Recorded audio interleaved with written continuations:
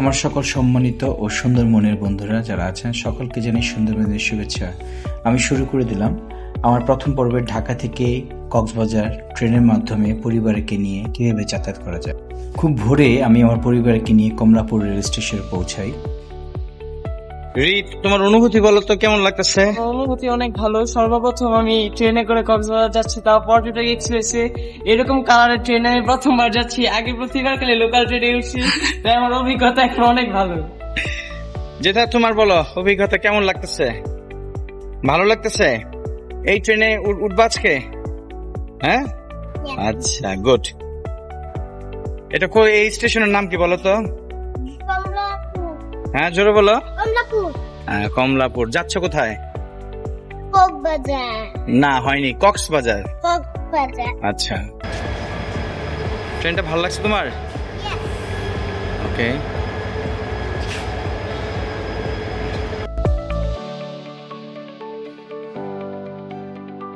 খুব ভোরে এবং তাড়াতাড়ি চলে আসলাম কমলাপুর রেল স্টেশনে। এটি হচ্ছে ট্রেনের শেষ বগি, যেখানে কিছুক্ষণের মধ্যেই ইঞ্জিন দিবে এবং আমরা কিছুক্ষণের মধ্যেই এই ট্রেনের মাধ্যমে চলে যাব এয়ারপোর্ট থেকে চলে যাব কক্সবাজার। ট্রেনটির নাম হচ্ছে পর্যটক এক্সপ্রেস। ঢাকা থেকে 6:15 ছাড়ে কমলাপুর রেল স্টেশন থেকে এবং সম্ভবত পৌঁছায়, আমি যতদূর শুনেছি, 3টার মধ্যে কক্সবাজারে চলে যাব। এয়ারপোর্ট থেকে যুক্ত হব আমরা আরও একটি পরিবার। বরাবরই আমরা যে কোনো ভ্রমণে গেলে তাদের সাথেই যুক্ত হয়ে একত্রে ভ্রমণ করি আনন্দের সাথে। আর অপর পাশে দেখতে পাচ্ছেন চিটাগাং এক্সপ্রেস, সম্ভবত চিটাগাংয়ের উদ্দেশ্যে 7টার দিকে রওনা হবে। আর এটাই হচ্ছে আমাদের সেই পর্যটক এক্সপ্রেস।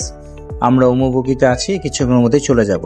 আমরা যত সময় উঠে পড়লাম ট্রেনের বগি 6টায় খুলে দিল গেট। তো আমার ছোটজন খুবই ক্লান্ত, সে ভোরবেলা উঠেছে, তার মাথা ব্যথা।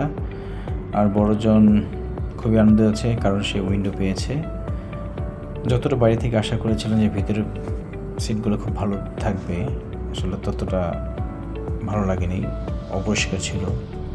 তারপর আনন্দের সাথে এটাই বলতে হয়, যেহেতু পরিবার একসাথে যাচ্ছি, টিকিটও পেয়েছি, এটাই বড় পাওয়া। একটা বিষয় খুবই ভালো লেগেছে, সেটা হচ্ছে পারফেক্ট টাইম অনুযায়ী 6:15 ঢাকা থেকে কক্সবাজার উদ্দেশ্যে পর্যটক এক্সপ্রেস রওনা হলো। তো সামনে আমার আত্মীয়স্বজন থাকবেন, যুক্ত হবেন এয়ারপোর্ট থেকে। আমি হয়তো বা ওই মুহূর্তে কোনো কিছু ভিডিও করতে পারবো না, কারণ 5 মিনিটের মধ্যে আমাদের সবাইকে উঠতে হবে ট্রেনের মধ্যে। 5 মিনিটের বিরতি থাকবে, ওই সময়ের মধ্যে সবাইকে যে যার বগিতে উঠতে হবে। ইতিমধ্যে আমরা এয়ারপোর্ট ত্যাগ করেছি এবং আমার আত্মীয়স্বজন উঠে গেছেন, তারা এসিতে আছেন।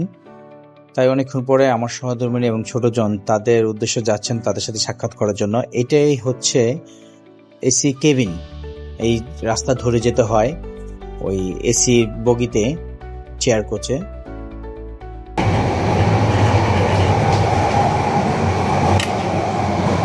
যাইতে থাকো। ভয়ের কিছু নাই। এটা কিরকম করতেছে বাইপাস, এটা যাও, কেমন লাগতেছে? যাও, যাইতে থাকো।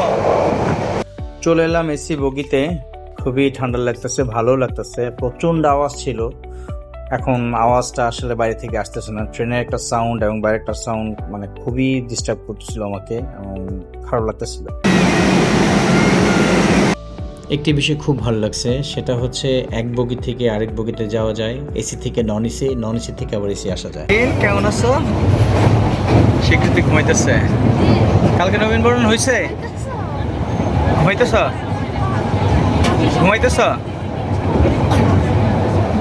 এসিতে ভালো দিক হলো এখানে অতিরিক্ত নয়েজ সাউন্ড নেই।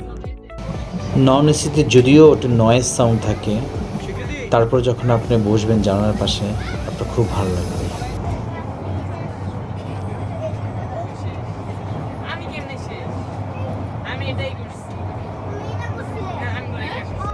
আমি আমার প্রথম পর্বের ভিডিওটি এখানেই শেষ করব, তাই আপনাদের সকলের কাছে সহযোগিতা, ভালোবাসা চাই। পরবর্তী ভিডিও দেখার জন্য সকলকে অনুরোধ রইল, লাইক এবং শেয়ার করবেন।